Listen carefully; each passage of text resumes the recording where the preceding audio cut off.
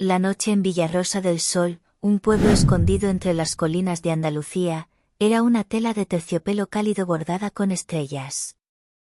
No había prisa aquí, solo el aroma embriagador de azahares tardíos y el recuerdo mineral del día. Yo caminaba sola por las estrechas callejuelas empedradas, regresando a la casona familiar después de una larga tertulia con Mateo y los chicos. Mis 18 años se sentían como un secreto recién descubierto, una edad donde la piel ya no era solo piel, sino una prenda finísima que vestía una nueva conciencia. El pueblo dormía bajo la media luna y el único sonido era el suave raspar de las suelas de mis sandalias contra la piedra. Mi vida se había forjado en la sombra sólida de aquella casa. Desde que mi madre, Elvira, desapareció cuando yo era una niña, solo quedamos mi padre, Ricardo, y yo. Él era un ex-restaurador, un hombre que entendía el peso y la contención de los materiales antiguos, la dureza del hierro, la paciencia de la madera, la frialdad incorruptible de la piedra. Su presencia, tan segura y silenciosa, era mi único ancla. Llegué al portón. La casona era un edificio severo, con muros gruesos de 1 metro de ancho que conservaban el frío del invierno. Dentro, siempre reinaba una paz de claustro. Mi padre me esperaba en la cocina, tal y como había anticipado. El contraste entre la luz dorada que emanaba de la lámpara sobre la mesa de madera pulida y la profunda oscuridad del patio era dramático. Él sostenía una taza de té, su perfil enmarcado por las sombras, los reflejos del líquido moviéndose sobre sus cejas pobladas. ¿Mucha farra, mi niña?, preguntó, con esa voz grave y familiar que siempre me daba una extraña seguridad. Me acerqué a la mesa, sintiendo la levedad de mi vestido. Había elegido un sencillo camisón de algodón blanco para la noche, fresco y liviano, con un escote cuadrado y tirantes finos. La tela, suave y aireada, se sentía como una caricia constante sobre mi piel. Me deslicé en una silla, notando que el roce del algodón contra el asiento de madera desgastada era agradable y me hacía consciente de la curva de mi espalda. Solo paseo. Mateo hablaba de la universidad. Mi padre asintió, pero su mirada hoy no era la habitual. Era lenta, se detenía en detalles que nunca antes había notado. Recorría la curva de mi cuello, el borde del escote de mi vestido, mis piernas desnudas bajo el dobladillo, como si estuviera tomando medidas. No era lujuria, era evaluación, y me hizo sentir una tensión inusual, como si me hubiera vestido con una intención que él acababa de descifrar. «Vuelves tarde, Elena. Y pareces fatigada». «Es el calor, papá. Y la tranquilidad del pueblo. Es fácil perder la noción del tiempo. Hablamos un rato más». Me di cuenta de que él estaba haciendo un esfuerzo consciente por mantener el contacto visual, pero sus ojos seguían bajando, volviendo a la línea de mi cuello o a mis manos, donde llevaba mis anillos de plata. Sentí un leve escalofrío bajo el algodón. ¿Estaba él preocupado por mí, o por lo que me estaba convirtiendo? Subí a mi habitación, que daba al jardín interior. La pared frente a mi cama tenía un espejo alto y antiguo con marco de madera. Encendí la lámpara de lectura, creando un círculo de luz que apenas llegaba al espejo. Me detuve frente al reflejo. Mi cabello, largo y oscuro, caía revuelto sobre el algodón blanco. La tela del vestido, tan ligera, parecía flotar. Me vi diferente. Menos niña, más definida. Y la forma en que mi padre me había mirado, pesarosa y atenta, me había dejado una sensación un poco inquietante, pero extrañamente potente. Me acosté, dejando la puerta entornada por costumbre. La noche se sentía más pesada de lo normal. A la mañana siguiente, después de un desayuno de churros y café, decidí ir a las afueras, a la antigua aceitera. Es un lago artificial de un azul profundo, formado en el hueco de una mina abandonada, rodeado de pinos y encinas. Era mi refugio, un lugar de dureza natural. El camino era largo y polvoriento. Llevaba unos shorts vaqueros de corte alto que el sol había descolorido y una camiseta blanca de algodón fino, anudada para dejar al descubierto una franja de piel justo sobre el ombligo. Era un atuendo casual, diseñado para el calor, pero cada ráfaga de aire hacía que la tela de la camiseta se pegara sutilmente a mi pecho. Al llegar, la luz del sol era intensa, pero la superficie del agua seguía siendo oscura e inmóvil, como si ocultara una profundidad inmensa. Me senté en la orilla, metiendo los pies descalzos en el agua fría. Cerré los ojos, disfrutando del silencio. Y entonces, lo sentí. Un escalofrío helado en mi espalda que no provenía del agua. Sentí una mirada constante, como si alguien estuviera observando mi silueta desde el bosque. No era una fantasía, era una presión física en la base de mi cuello. Abrí los ojos y me giré de golpe. Nadie. Solo el movimiento nervioso de las ramas de los pinos. El corazón me latía con una fuerza inusitada. Sentí una urgencia repentina de vestirme, de cubrir la piel que había dejado expuesta. Me puse las sandalias y me apresuré a volver a casa, esa sensación de ser el objeto de una observación meticulosa grabada en mi mente. Encontré a mi padre en el pequeño patio de baldosas rojas. Estaba podando un viejo limonero, vestido con su ropa de trabajo, un mono de lona áspera y gastada de color azul marino que le cubría del cuello a los tobillos. La tela, gruesa y pesada, daba a su figura una densidad que contrastaba con la ligereza de mi ansiedad. ¿Tan pronto has vuelto del embalse?, preguntó, levantando la vista. Sus ojos se posaron en mi camiseta anudada y mis hombros bronceados. Sí. Estaba demasiado expuesta. Es un lugar solitario, mi vida, dijo, sin dejar de mirarme. ¿Te sientes vigilada allí? Su pregunta fue tan directa que me desarmó. Un poco. ¿Por qué lo dices? Solo el viento, contestó, volviendo a podar. Pero en el destello fugaz de sus ojos, vi una sombra de inquietud, algo que él sabía y yo no. Esa noche, el silencio en la casa era opresivo. Me acosté y cerré los ojos, pero la imagen de mi padre, grande y contenido en su lona áspera, no me dejaba. Horas más tarde, me despertó un leve rasguño, un sonido que no era el viento. Abrí los ojos en la oscuridad y vi la puerta entornada. En la estrecha franja de luz del pasillo, se recortaba una sombra inmóvil, alta y ancha. Alguien estaba allí, de pie, observando mi cama. No era un ladrón. Era demasiado paciente. ¿Papá? Mi voz era un hilo. La sombra no se movió. Solo se quedó allí, y la presencia silenciosa era tan abrumadora que sentí que mis pulmones se encogían. Después de lo que pareció una eternidad, la sombra se retiró. No oí pasos, solo un suave chasquido al cerrarse la puerta del pasillo. Respiré profundamente. El miedo se mezclaba con una curiosidad punzante. ¿Qué estaba mirando? ¿Qué buscaba? A la mañana siguiente, la rutina y el café dulce de mi padre me hicieron dudar de mis propios sentidos. Él estaba sereno. ¿Dormiste bien, mi sol?, preguntó, sus manos fuertes moviendo la cafetera. Fatal. Tuve un sueño muy real, oí algo. Solo la casa vieja asentándose, respondió, dándome un beso en la frente. Un toque rápido, protector, que me recordó el calor de su lona. Pero mientras él se inclinaba, sentí que mi cuerpo se tensaba bajo mi vestido de verano. Me había dado cuenta de algo.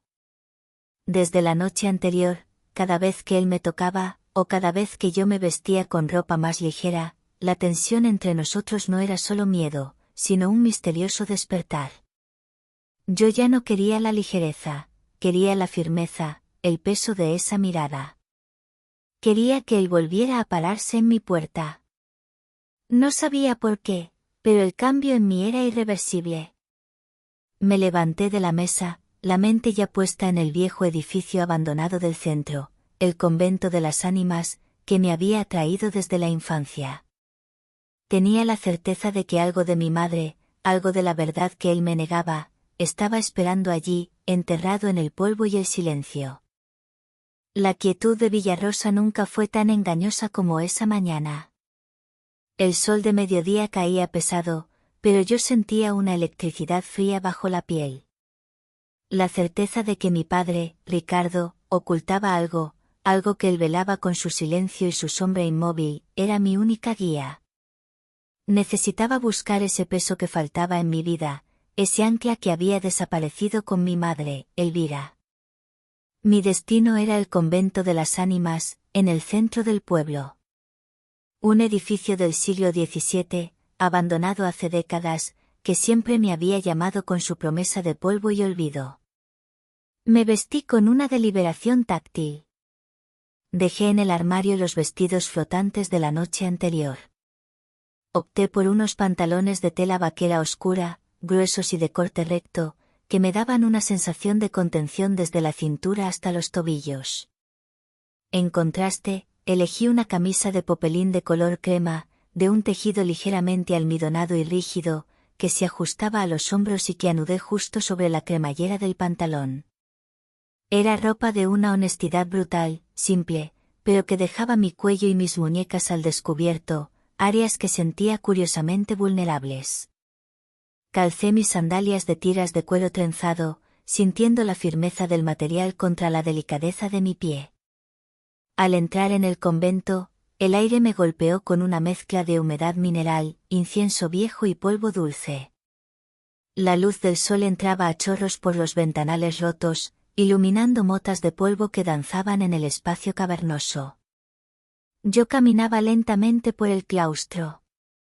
Mis pantalones, rígidos y pesados, rozaban mis muslos con cada paso, un recordatorio constante de la disciplina de la tela.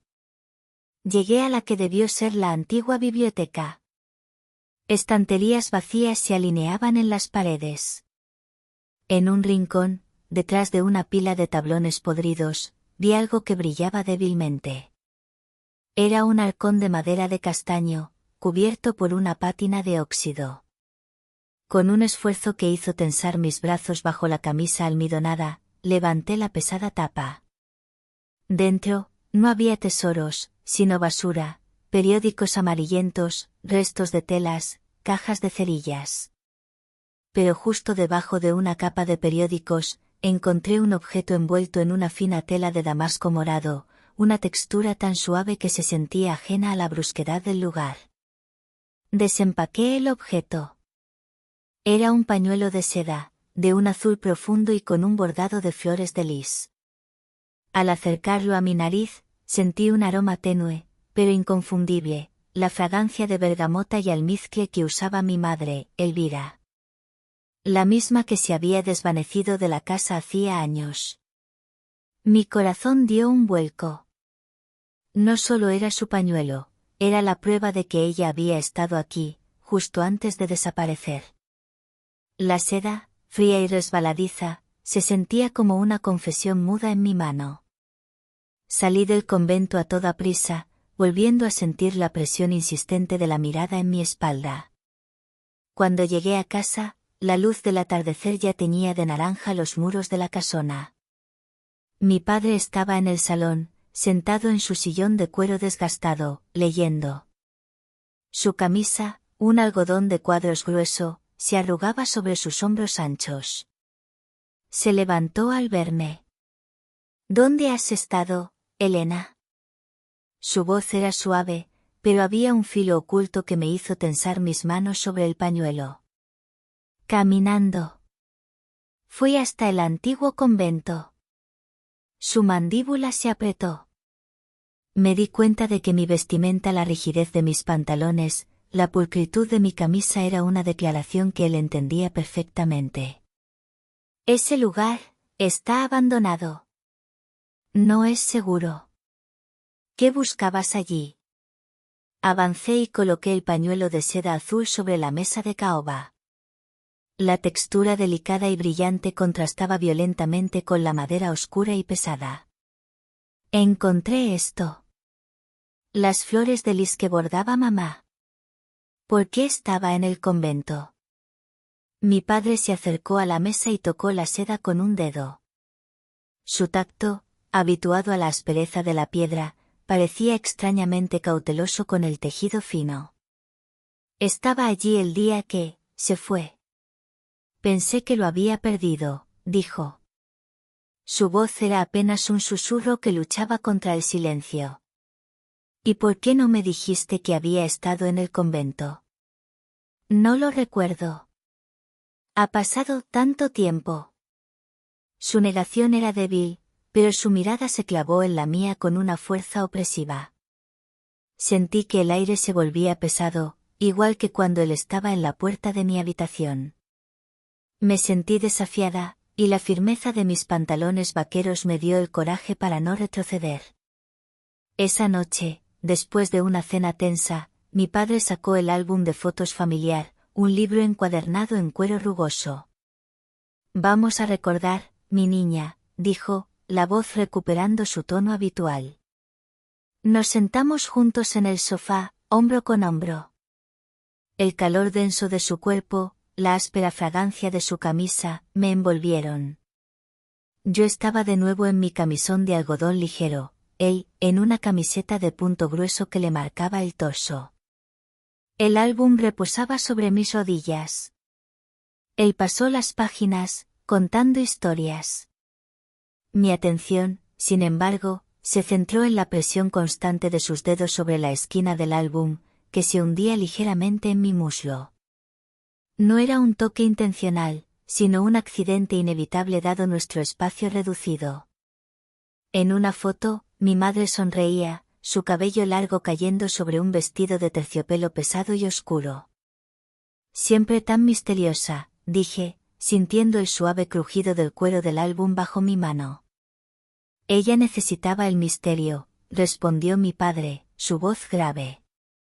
De repente, su mano se movió sobre la página para señalar un detalle, y su palma rozó levemente la parte superior de mi muslo, justo donde terminaba el dobladillo del camisón.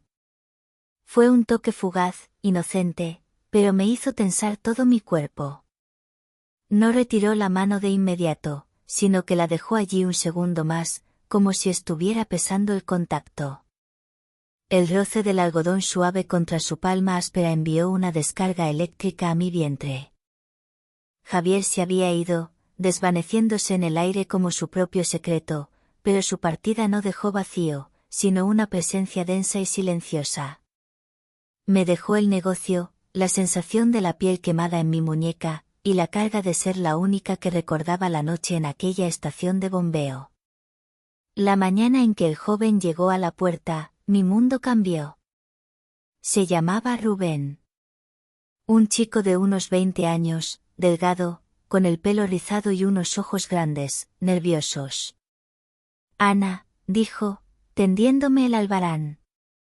Me dijeron que ahora tú llevas el turno. Yo sonreí. Era una sonrisa nueva, afilada. En lugar de sentir pánico, sentí una oleada de fría determinación. Él esperaba instrucciones, y yo, por primera vez, no era la que temblaba. Me había convertido en la dueña del juego. La primera semana fue un caos hermoso y disciplinario. Tuve que aprender la lógica de los códigos de los paquetes, los márgenes de carga, las rutas más eficientes. Desempolvé mi ropa de trabajo. Abandoné los vestidos suaves y las camisas de lino. Necesitaba autoridad, y la encontré en la textura. Mi nuevo vestuario era un uniforme de contención y mando. Usaba pantalones de gabardina oscura, gruesa y militar, que me daban peso. Llevaba camisas de mezclilla, denim, ajustadas, cuyo tejido rígido me recordaba a mi primer ancla. Y lo más importante, encontré unas botas de trabajo de cuero sin pulir en el almacén de Javier, de caña alta, que me llegaban justo debajo de la rodilla. El peso y la rigidez del cuero me hacían sentir invencible. Con el simple acto de abrocharme esas botas por la mañana, pasaba de ser la estudiante tímida a la jefa de logística. Rubén era lo opuesto a Javier. Era atento, hablador, y se movía con la torpeza de la juventud. Yo lo instruía con una frialdad precisa. Esta cerámica de tonalá debe ir envuelta con doble capa de burbuja, le explicaba en el almacén, mi voz baja y firme. La presión del embalaje debe ser uniforme. La delicadeza no es lentitud, es precisión. Él me miraba, no con deseo, sino con admiración tensa. Al principio, me costó dominar el arte de cargar la camioneta, pero pronto, mi obsesión por la organización táctil me convirtió en una experta. Yo colocaba los paquetes, aseguraba la carga con cuerdas gruesas, y la fricción constante de la cuerda contra el tejido de mis pantalones era un recuerdo constante de que yo estaba en control. Rubén empezó a imitar los movimientos de Javier. Sus ojos se demoraban en mis piernas, cubiertas por la gabardina pesada, cuando yo me inclinaba. Cuando me pasaba un rollo de cinta de embalar, sus dedos rozaban los míos, una casualidad demasiado intencional. Pero esta vez, yo no temblaba por anticipación, sino por el poder de la negación. Un día, fuimos a Sayula, un pueblo al sur de Jalisco, famoso por sus cuchillos. Tuvimos que recoger un encargo de cuchillería fina en un taller antiguo. El ambiente estaba cargado del olor a metal y aceite de máquina. Yo llevaba ese día un vestido de sarga gris con cuello alto, de manga larga, que se ajustaba a mi cuerpo como una segunda piel, y que usaba sin sostén, sabiendo que la tela gruesa no revelaba nada, pero dejaba mucho a la imaginación. Encima, solo un chaleco de cuero que enfatizaba la estructura de mis hombros. Mientras contábamos los cuchillos, Rubén se inclinó demasiado cerca, su aliento en mi oreja. «Jefa, ¿por qué usa siempre ropa tan fuerte?», preguntó, la voz baja. «Porque esta ropa no se rompe, Rubén», le contesté, sin mirarlo. Mi voz era plana, autoritaria. «Y porque el trabajo exige contención. No te distraigas». Él se retiró, avergonzado. Yo sentí un golpe de adrenalina. Era el mismo juego, pero yo sostenía las reglas. Más tarde, en la camioneta, el ambiente era espeso. El silencio de Javier era cómodo, el de Rubén era una presión incómoda. Estaba a punto de romper el silencio cuando me di cuenta de un detalle en su muñeca.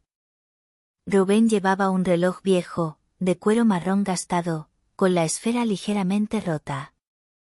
No le di importancia hasta que vi un pequeño grabado en el reverso de la correa. «Quítate el reloj», le ordené, mi voz más aguda de lo normal. Me miró sorprendido. «¿Por qué, Ana?» «Quítatelo», insistí. Dudó un momento, pero obedeció, la obediencia grabada en su rostro. Lo tomé en mis manos. El cuero era suave, maleable. Y en la hebilla de la correa, un pequeño grabado, diminuto, apenas visible, que hizo que el aire se me fuera de los pulmones, una estrella diminuta. La misma que colgaba en mi cuello. «¿De dónde sacaste este reloj?». Mi voz era apenas un susurro. «Me lo dio mi jefe anterior, Javier», dijo Rubén. «Me lo regaló el día que me contrató, hace un año. Dijo que me traería suerte». «¿Pasa algo?». Yo no respondí. Solo apreté el reloj, sintiendo la suavidad gastada del cuero contra la palma de mi mano. Javier no solo se había ido, había dejado pistas sensoriales. El reloj no era un regalo de buena suerte, era una extensión de su cuerpo, un ancla que él había dejado con un sustituto, un mensaje para mí. Esa noche, no fui a mi habitación. Fui al viejo almacén donde guardábamos el equipo de carga. Olía a madera de pino, aceite de máquina y polvo seco. Me senté en una pila de sacos de arpillera áspera, y sentí el raspar del tejido contra mis piernas cubiertas por la gabardina. Saqué el reloj de Rubén, lo miré. Luego, toqué mi propia cadena de estrella. Javier había estado aquí. Había planeado todo. ¿Pero por qué? Mientras sostenía el reloj, mis dedos se tropezaron con algo duro, escondido debajo de un saco de lona. Era un pequeño objeto envuelto en una tela de seda fina y amarillenta, una textura completamente ajena a la brusquedad del almacén. Lo desenvolvimos. Era una llave de bronce antigua, pesada y grande. Adjunta a la llave, una nota, escrita con la letra de Javier, pero en un papel que olía débilmente al perfume de musgo y humedad que me había regalado. El mensaje era de solo 2 palabras. La estación. La palabra resonó en mi mente como una campana de hierro durante toda la mañana, densa. ¿Qué significaba? ¿Era un apodo, una clave, o la descripción de alguna condición oculta? Sentía que mi cuerpo ya no era mío, era una máquina sensorial calibrada para una palabra que yo desconocía. Mi padre, Ricardo, actuó como si la noche anterior nunca hubiera existido. Hablamos de tareas domésticas, de la poda de los olivos, del menú del día, pero bajo esa capa de normalidad, la tensión era palpable. Evitaba mi mirada, pero cuando creía que no le veía, sus ojos se posaban en mí con la misma evaluación detallada del primer día. Esa tarde decidí volver a la antigua aceitera, el lugar donde sentí por primera vez que me observaban. Quería confrontar esa sensación. Esta vez, mi elección de ropa fue militar y deliberada. No buscaba exponer, sino contener. Me puse una falda de sarga de algodón pesada, de corte de un color verde oliva apagado. La sarga era un tejido áspero y estructural, que daba peso a la parte inferior de mi cuerpo, moviéndose con una resistencia que me encantaba. Para la parte superior, elegí una camisa de manga larga de franela de cuadros, con el tejido peinado y ligeramente grueso, que me cubría completamente. La franela, cálida y envolvente, me daba una sensación de abrigo. Me até el pelo con una cinta de cuero crudo y me puse unas botas de media caña de cordones, de un cuero espeso que se sentía rígido y protector al tobillo. La vestimenta era mi escudo, pero también mi invitación. Caminé hacia el embalse, sintiendo la disciplina de la sarga rozando mis rodillas con cada paso. El peso de la ropa me hacía sentir real, anclada a la tierra. Era una sensación de lujoso control. Al llegar al borde de la mina, no tuve que girarme para saber que no estaba sola. El aire detrás de mí se había vuelto denso, cargado. Me quedé inmóvil, mirando la superficie oscura del agua. Tardaste en volver, dijo una voz. No era mi padre. Me giré. Era Mateo, mi amigo de las tertulias, el que hablaba de la universidad. Estaba a unos metros, vestido con unos pantalones de chándal y una camiseta, su ropa demasiado ligera para la escena. Su rostro, normalmente abierto, estaba serio. ¿Me estabas siguiendo, Mateo? Pregunté, mi voz firme gracias a la armadura de sarga. Tu padre me pidió que te vigilara, confesó, con un nudo en la garganta. Pero no sabía que te encontraría aquí vestida así. Me acerqué a él, y él retrocedió un paso, intimidado por la autoridad táctil de mi atuendo. ¿Así? Mi mano acarició la sarga áspera de mi falda, sintiendo el placer oculto de su resistencia. Como si buscaras, el peso.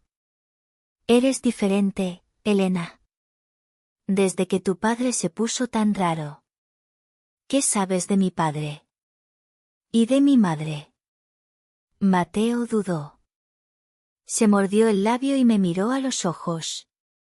Tu madre no se fue, Elena. Ella se escondió. ¿Y tu padre, Tu padre es un guardián. Un guardián de los densos. ¿Qué es un denso? Explícate.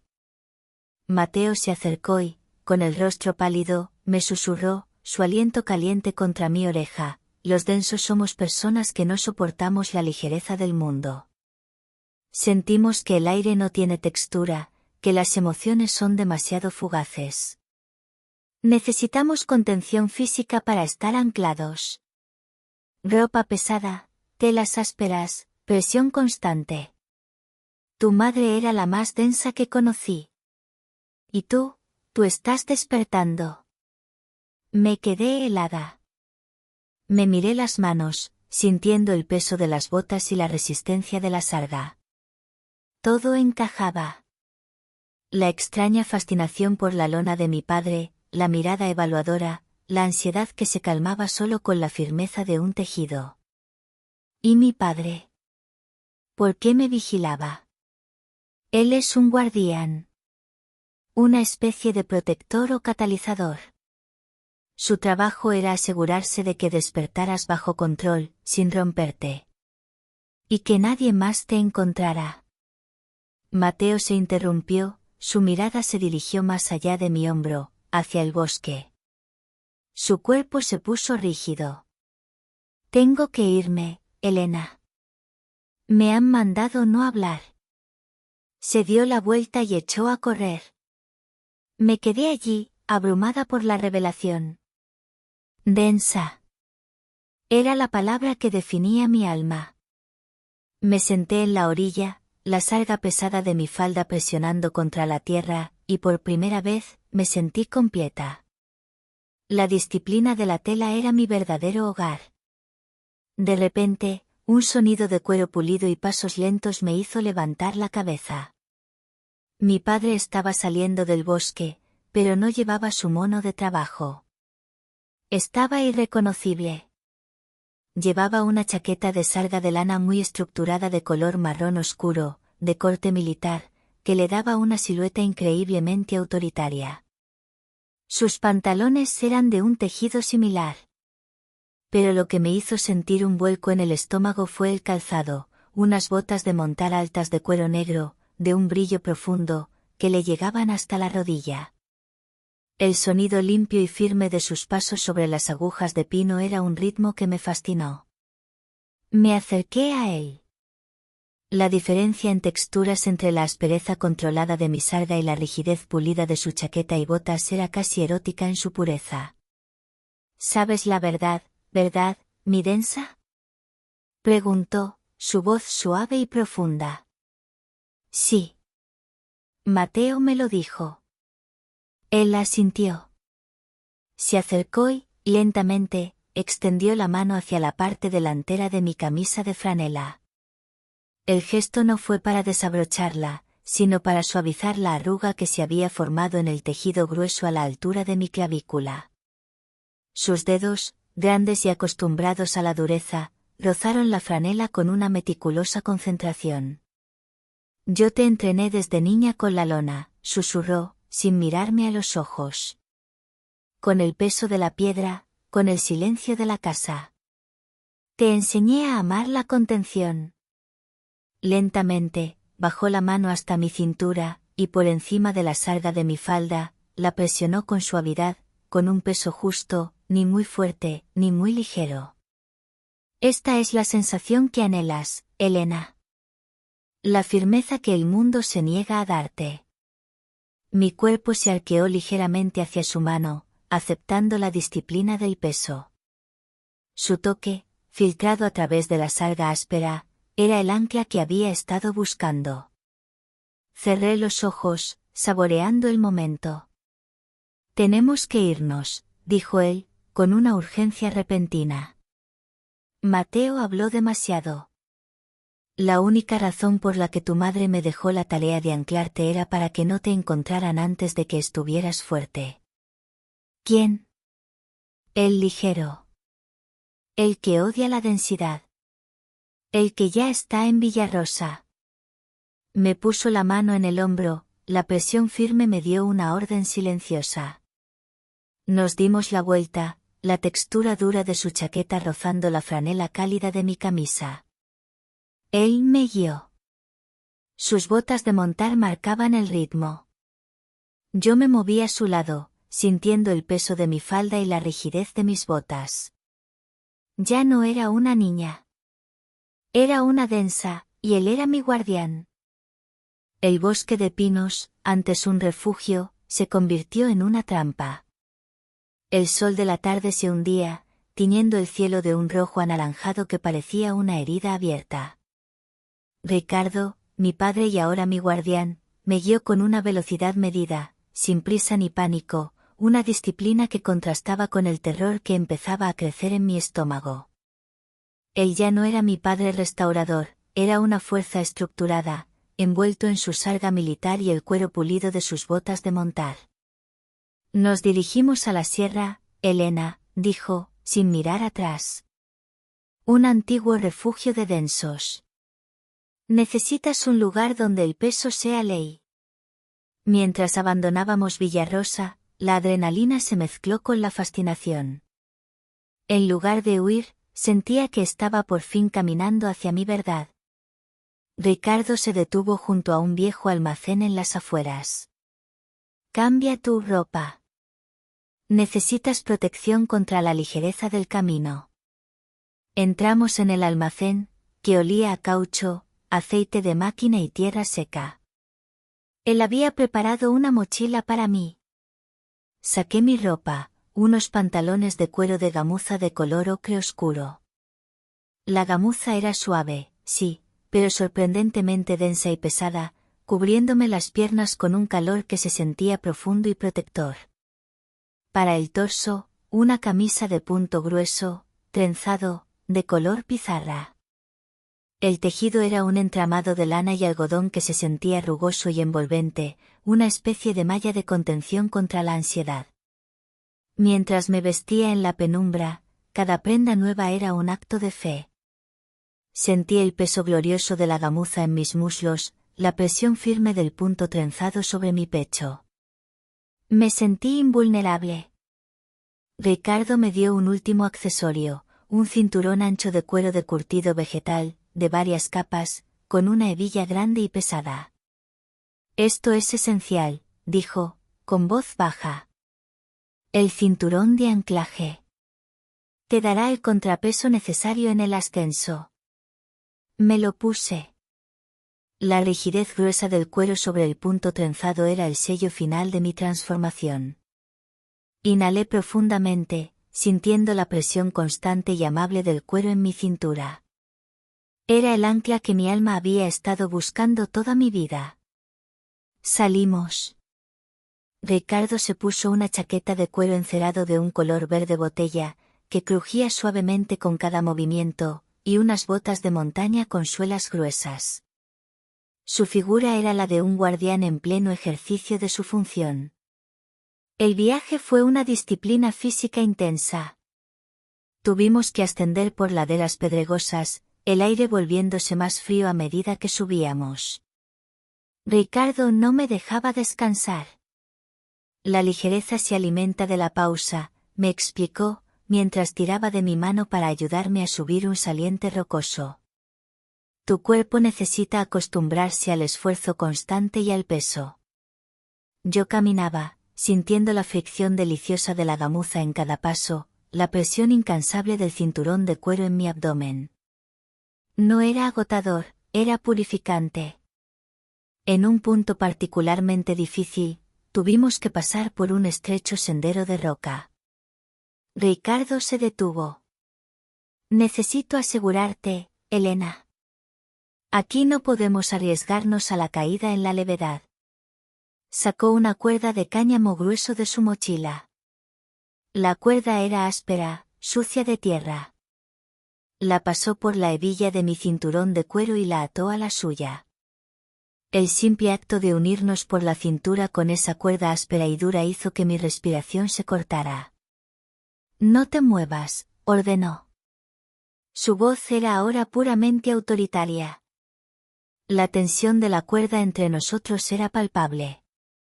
Con cada movimiento de él, sentía un tirón firme y controlador en mi cintura, filtrado a través del grueso cinturón de anclaje. Ese tacto indirecto, mediado por el cuero y el cáñamo, era la forma más intensa de cercanía que habíamos compartido. Sentía su fuerza, su dirección, su irrevocable control sobre mi movimiento. Confía en el peso de la cuerda, susurró, sin mirarme. Llegamos al refugio justo cuando las estrellas empezaban a pinchar la noche. Era una cabaña de piedra pequeña y robusta, oculta por la vegetación. Dentro, olía a humo frío y musgo. Mi padre encendió un fuego. Mientras me sentaba, exhausta y fascinada, él me ofreció un trozo de pan. Ahora, mi densa, dijo, la palabra sonando más afectiva que nunca. Hablemos de Elvira. Me contó la verdad. Mi madre, Elvira, no era solo densa, era una maestra de la densidad. Su necesidad de contención era tan extrema que solo lograba sentirse real cuando estaba envuelta en pieles pesadas y estructuras rígidas. Ella era parte de un linaje que había jurado proteger la firmeza en el mundo contra el caos de la ligereza. Pero se fue, dije. ¿Por qué? Ella estaba en un punto de quiebre. Su densidad se había vuelto tan absoluta que temía que te arrastrara a ti antes de que estuvieras lista. Ella me dejó una última misión, anclarte a través de la disciplina del material. El pañuelo que encontraste, fue una prueba para ver si tu olfato táctil estaba despierto. Ricardo se acercó. Sus botas de montar ya no estaban, pero sus pies estaban cubiertos por unos calcetines gruesos de lana virgen, cuyo tejido rugoso se veía incluso en la penumbra. Elvira te amaba, pero no podía permitirse la ligereza del afecto no disciplinado, continuó. Por eso se fue a revestirse. ¿Revestirse? A buscar el material perfecto para una contención total. Un lugar donde la densidad es tan fuerte que se convierte en invisible. En ese momento, el silencio de la montaña se rompió. No fue un ruido fuerte, fue algo peor. Un sonido de vacío, como si el aire mismo se hubiera estirado y rasgado. Ricardo se puso en pie de un salto, sus ojos fijos en la ventana. Maldita sea. ¿Es él? ¿El ligero? Sí. Su firma es la negligencia sensorial. Odia el peso. Odia la textura. Odia la disciplina. Ha dejado una huella de ausencia en la casona. Lo ha despojado de todo peso emocional, de todo ancla. Ha borrado la textura de tus recuerdos. Me acerqué a la ventana. El ligero no había entrado en el refugio, pero había dejado un signo escalofriante en la única cosa que Ricardo había dejado fuera. Sobre un tocón de madera, cerca de la hoguera apagada, yacían los guantes de montar de cuero de mi padre, los mismos que yo admiraba por su dureza. Pero ya no eran duros. El ligero había pasado. Los guantes estaban aplastados, su cuero convertido en un material delgado y blando, como una cáscara vacía, sin forma ni densidad. Toda su estructura había sido extraída. Ricardo apretó la mandíbula, su rostro duro. Viene a desnudar el mundo. Y ahora sabe dónde estamos. Me tomó la mano, su tacto transmitiendo una urgencia eléctrica. Tenemos que ir al único lugar que no puede tocar. Al corazón de la densidad. Pero si te encuentra antes, te forzará a la ligereza y ya no habrá vuelta atrás. Me miró a los ojos. Mi cuerpo vibraba bajo la disciplina del cuero de gamuza y el punto trenzado. Tu madre tenía un plan. Lo grabó en el cuero de sus botas antes de irse. La textura es el único lenguaje que el ligero no entiende. En la penumbra, vi que mis botas de cordones, firmes y protectoras, habían sido colocadas cuidadosamente por Ricardo junto al fuego. Él se agachó, sacó una navaja pequeña y la pasó por el cuero de la caña. Tenemos que ir al lugar del revestimiento. Pero el mapa está aquí, grabado en la única estructura que él no puede debilitar. Miré mis botas. El destino, el mapa para encontrar a mi madre y la única esperanza de sobrevivir al ligero, estaba grabado en la textura indeleble del cuero que me contenía. Ricardo apretó la mandíbula, su rostro duro. Viene a desnudar el mundo. Y ahora sabe dónde estamos. Me tomó la mano, su tacto transmitiendo una urgencia eléctrica. Tenemos que ir al único lugar que no puede tocar. Al corazón de la densidad. Pero si te encuentra antes, te forzará a la ligereza y ya no habrá vuelta atrás. Me miró a los ojos. Mi cuerpo vibraba bajo la disciplina del cuero de gamuza y el punto trenzado. Tu madre tenía un plan. Lo grabó en el cuero de sus botas antes de irse. La textura es el único lenguaje que el ligero no entiende. En la penumbra, vi que mis botas de cordones, firmes y protectoras, habían sido colocadas cuidadosamente por Ricardo junto al fuego. Él se agachó, sacó una navaja pequeña y la pasó por el cuero de la caña. Tenemos que ir al lugar del revestimiento.